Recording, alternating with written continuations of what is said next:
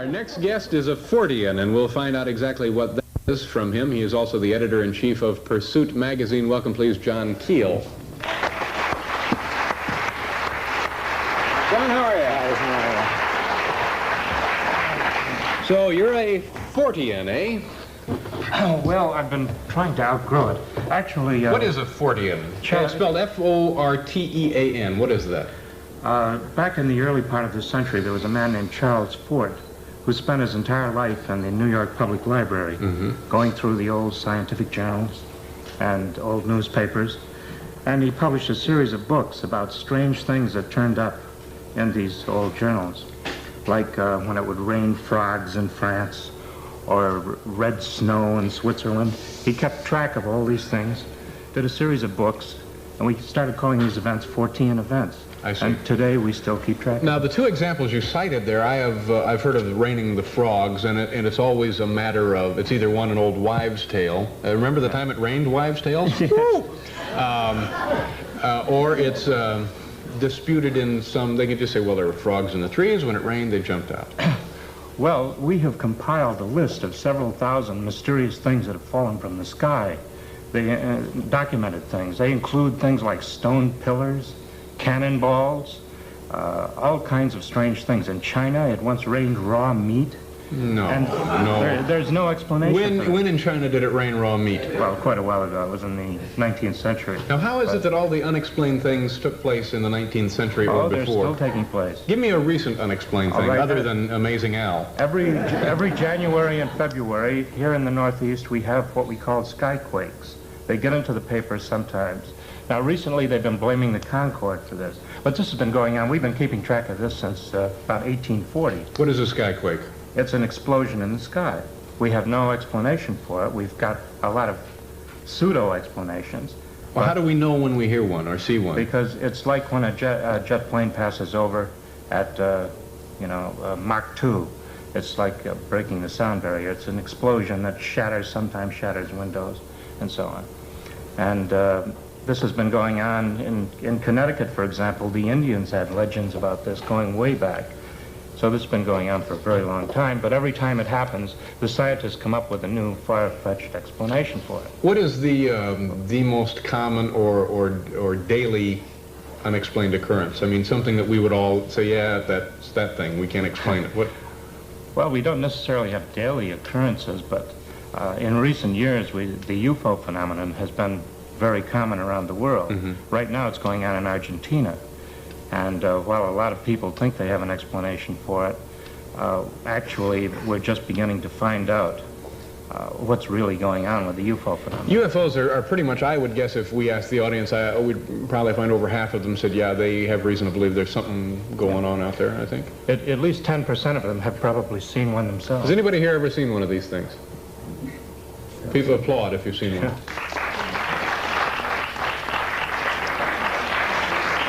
And how many of you think there may be something visiting us?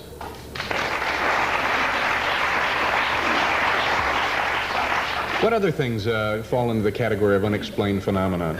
Well, we have mysterious animals that turn up all over the world. Like what? Here in the United States, every year or two, we have kangaroos jumping around Illinois, Connecticut, various parts of the United States. We know there are no kangaroos here. The police go out and chase them, shoot at them.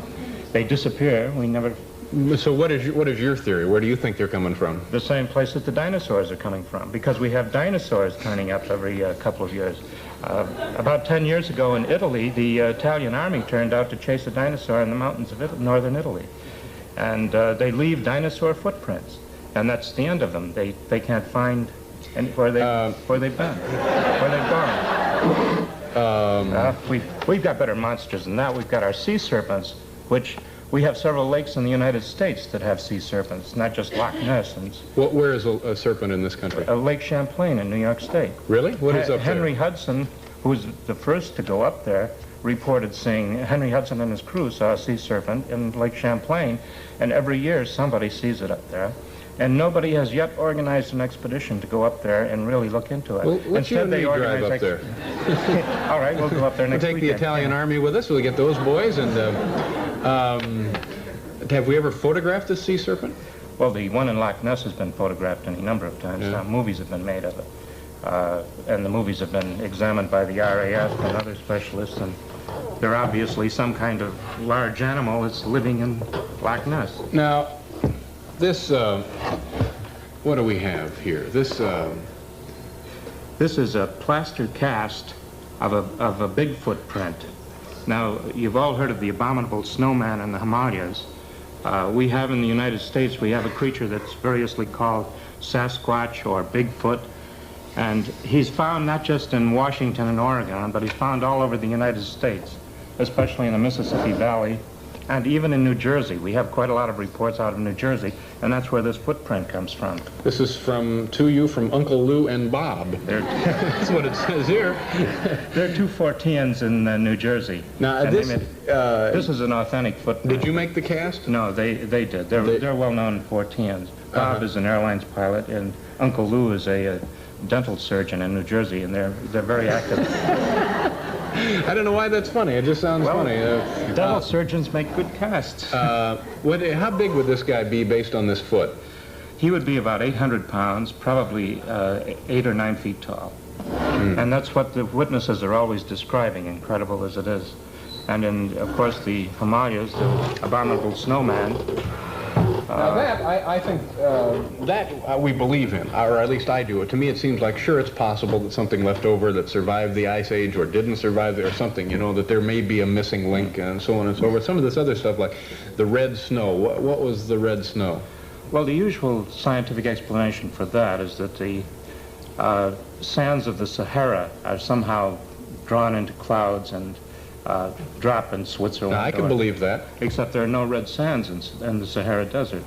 And I've spent part of my life on the Sahara. What if the sand went up and was somehow oxidized and turned red? Isn't that a possibility? Well, they've made various chemical analysis of this kind of snow. We've had black snow, too. Yellow snow, I'm familiar with that. Snow, I think we were all waiting for that one, weren't we? Yes.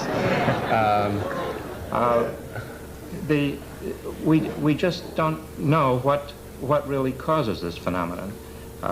The sand explanation doesn't work. Is there one in particular that keeps you awake at night, that just gnaws at you?